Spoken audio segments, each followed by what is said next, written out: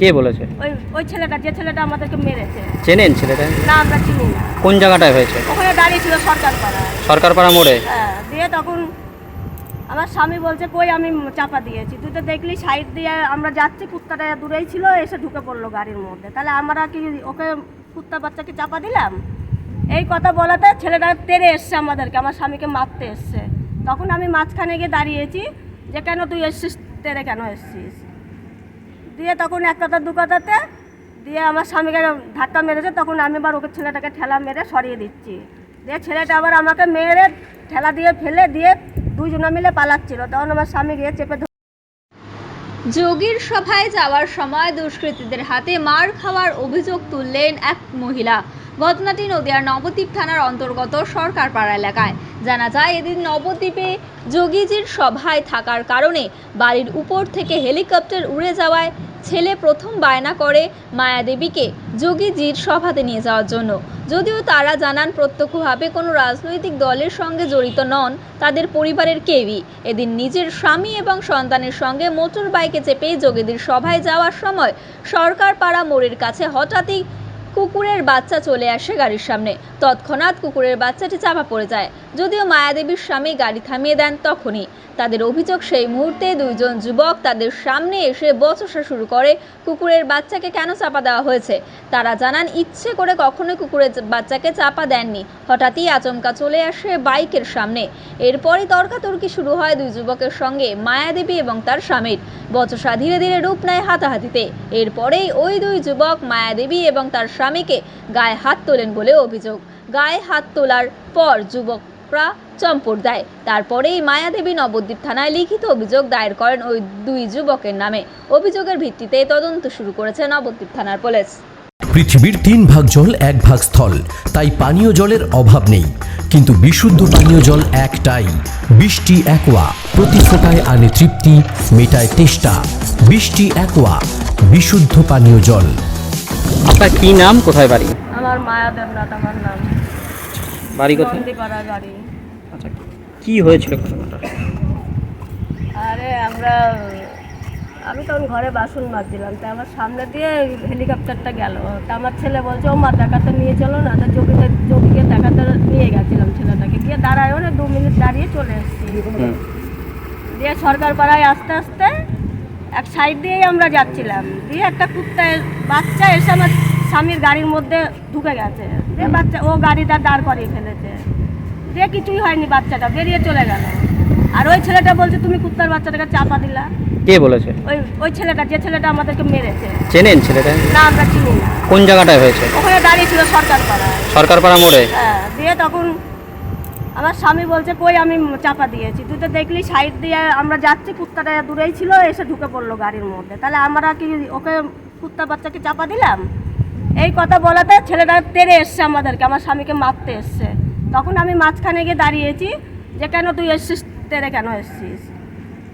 দিয়ে তখন এক কথা দু কথাতে দিয়ে আমার স্বামীকে ধাক্কা মেরেছে, তখন আমি আবার ওকে ছেলেটাকে ঠেলা মেরে সরিয়ে দিচ্ছি। দিয়ে ছেলেটা আবার আমাকে মেরে ঠেলা দিয়ে ফেলে দিয়ে দুইজনে মিলে পালাচ্ছিল, তখন আমার স্বামী গিয়ে চেপে ধরেছে। ধরার পরে আমার স্বামীকে বুকের মধ্যে ঘুষি মেরেছে, ছেলেটাকে গলা টিপে ধরেছে। ছেলের গলাতে দাগ আছে এখনো। ছেলের কত বছর বয়স? 13 বছর বয়স। কি মনে করছেন, মানে আপনারা যোগীজি সবাই গিয়েছিলেন বলেই কি আপনাদের উপর আক্রমণ হতে পারে? আমরা কি করে বলবো, এখন কিসের জন্য করলো সেটাই তো বলতে পারছি না। আমরা ধরেন কাউর কোনো কিছুতেই থাকি না, আমাদের কাছে সবাই ভালো।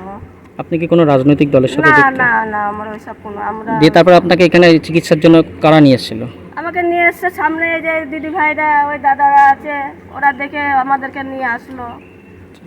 আপনারা কি এখন থানায় অভিযোগ করবেন? হ্যাঁ, আমি অভিযোগ করব, কেন আমার গায়ে কেন হাত দিল। আজকে একটা মহিলার গায়ে হাত দিচ্ছে, কালকে তো আবার আরেকজনের গায়েও হাত দিতে পারবে। ওদের তো সাহস হয়ে যাবে কিছু না বললে। কি চাইছেন আপনি? আমি চাচ্ছি ওদের শাস্তি হোক। কেন আপনার গায়ে হাত দেবে? আপনার নাম? আমার নাম মায়া দেবনাথ। আপনার বাড়ি? বাড়ি নন্দীপাড়া। আমার গায়ে হাত দিয়েছে, আর 2 দিন পরে তার মহিলার গায়েও হাত দেবে এরকম করে, ওরা তো সাহস হয়ে যাচ্ছে ওর। আমরা যোগীজির মিটিং থেকে আমরা ফিরছি, দেখলাম এক ভদ্র মহিলা আক্রান্ত হয়েছে, তাদেরকে কিছু ছেলে মারধর করছে এবং সেটাকে ছাড়াতে যায়।